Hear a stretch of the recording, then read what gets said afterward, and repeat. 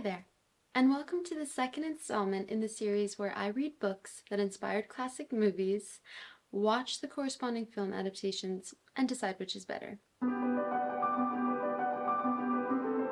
If you haven't seen the first video in the series where I read and watch Jurassic Park, check that out. The next book that I'm going to be reading is American Psycho by Bret Easton Ellis. I read this back in high school and loved it, but to be honest, I think I've become a little bit softer in my old age. So I've been a little scared to pick this up again, but curiosity has gotten the better of me, and I want to know if it holds up. Patrick Bateman has it all. Good looks, youth, charm, a job on Wall Street, reservations at every new restaurant in town, and a line of girls around the block. He is also a psychopath. American Psycho is one of the most controversial and talked about novels of all time. A multi-million copy bestseller hailed as a modern classic, it is a violent black comedy about the darkest side of human nature.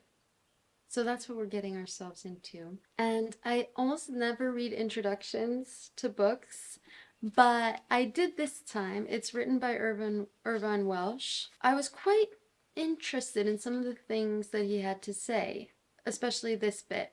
I recall, around the time of its publication, having a memorable argument with a female friend about the violence toward the novel's women characters. She said, and I've seen and heard this argument advanced several times, you can objectify the book in the same way that women in the novel are objectified.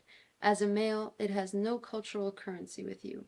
But if you are subjected to the violence and misogyny of the patriarchy, then this becomes a very different text. It becomes not a criticism of or satire on late capitalism with the abuse of women deployed as a metaphor, but a rendering of that abuse, a public display of it for entertainment. That woman's argument very accurately summed up why I am nervous about getting back into this book. Am I going to be able to look past the graphic violence inflicted on women in this book as a tool for commenting on some of the major issues with our capitalist society? Or am I going to feel, as I so often do, that this is just yet another example of violence inflicted on women for entertainment?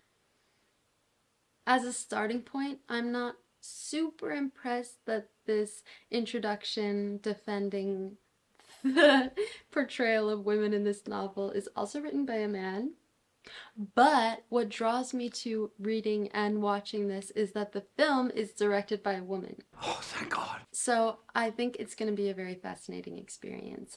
And I'm going in with an open mind. I was struck by this quote from Faye Weldon in the introduction. She's quoted by Irvine Welsh saying, "Feminists, that's me too, see Ellis's book as anti-women. So it is. So is the world increasingly."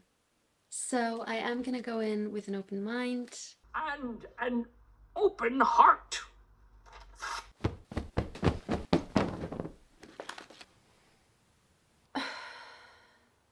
I was miserable every single moment reading this book.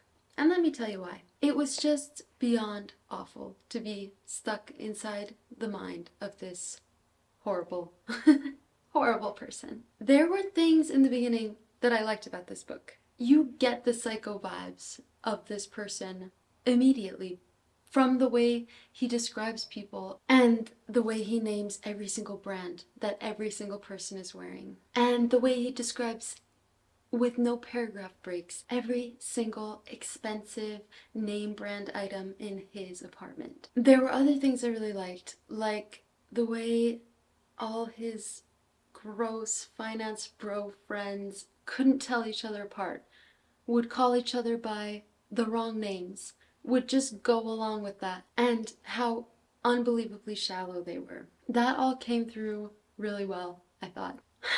Patrick Bateman is meant to be the symbol of how terrible capitalism is, and the way it can produce monsters who care about nothing but getting ahead at the expense of everyone and anyone. And I think you get a good sense of that without the long, drawn-out descriptions of violence and torture of women.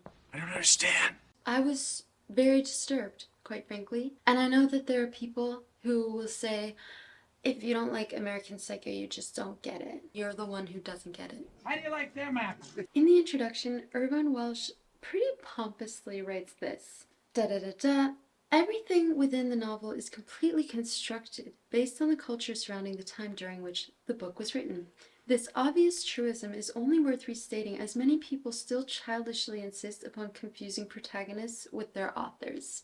He argues that American Psycho is a work of fiction and we have to separate the author from the protagonist, which is fair enough, obviously, until you read this afterword that I was shocked that they included, frankly, because Bret Easton Ellis basically says that American Psycho is based on his own experience being in these circles. American Psycho came out of a place of severe alienation and loneliness and self-loathing. I was pursuing a life that I knew was bullshit, and yet I couldn't seem to help it. American Psycho is a book about becoming the man you feel you have to be, the man who is cool, slick, handsome, effortlessly moving through the world, modeling suits in Esquire, having babes on his arm. It's about lifestyle being sold as life. No one can really live up to these ideals, so there's an immense amount of dissatisfaction roiling through the collective male psyche. Patrick Bateman is the extreme embodiment of that dissatisfaction. Nothing fulfills him. The more he acquires, the emptier he feels. On a certain level, I was that man too. Also, there's this. Months before the book was published, a few pages of the manuscript were leaked to the media, and these were the pages in which Patrick Bateman kills women or fantasizes about killing women.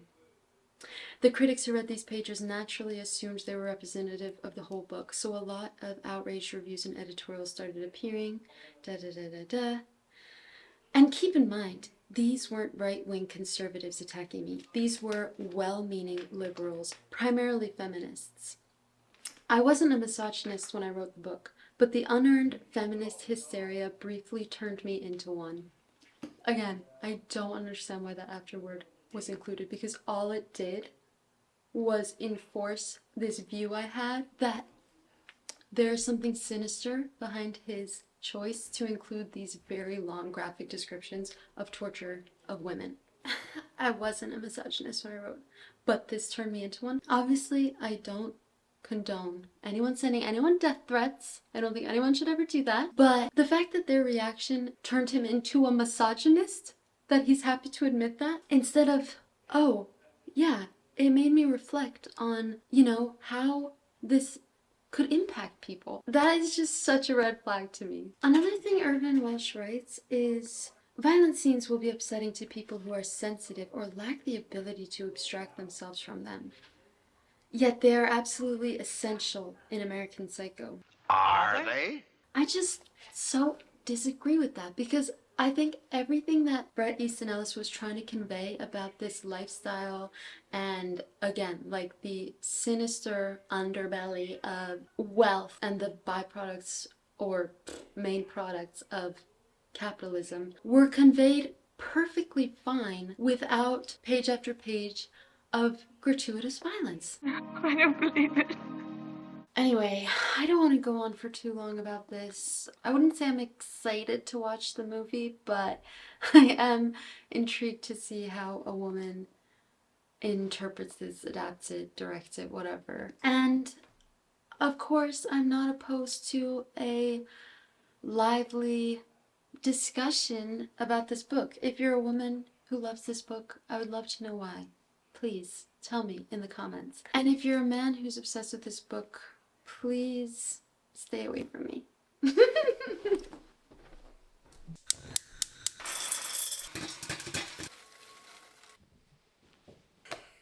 I made it. I wasn't sure if I was going to, but thankfully, Mary Herron's adaptation of American Psycho brought me back from the dark place that Bret Easton Ellis's novel took me to.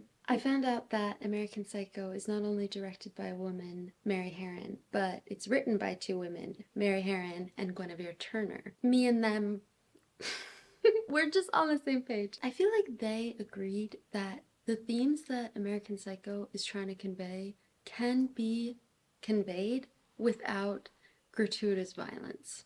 Not only that, but I feel like they just enhanced elements of the book that I already liked. Like, the film had so many funny moments. The business card scene was captured so well.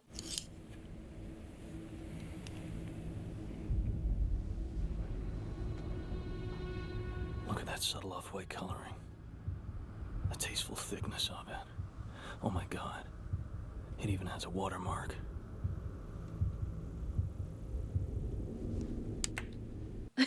It was a perfect adaptation. It took everything that was good about American Psycho and improved on it. One thing I really liked about the book is the way Patrick Bateman is always trying to tell people who he is. Like, he'll directly say to someone's face, I am a psycho killer. And they just don't want to hear it. They just carry on in their superficial, frivolous conversations and refuse to acknowledge who he is, even when he says it directly to their face. Moments like that were adapted really well, as were the scenes where Patrick Bateman is going on and on about these albums and musicians that he loves. And I just read this article with Mary Herron where she talks about how these are the only moments where Bateman has emotional depth and is passionate about something. They did such a good job of bringing that into the film by having him do these monologues about music as he's preparing to kill people. Of course, there's violence in the film. Obviously, there are upsetting scenes because they're still following this psychopath. But it's done in a much more tasteful way. It's just not shoved down your throat in a way that I appreciate. Wow. Thank you. So, yeah, I've read the book, I've watched the movie. Which do I think is better? It's a mystery. I think it's quite obvious, but a little drum roll never hurt anyone. And the winner is the movie. So far in this series, it's not looking great for books. We're 0 for 2. Okay, so fingers crossed for the next one. Thank you as always for watching, and I'll see you in the next video soon. Bye!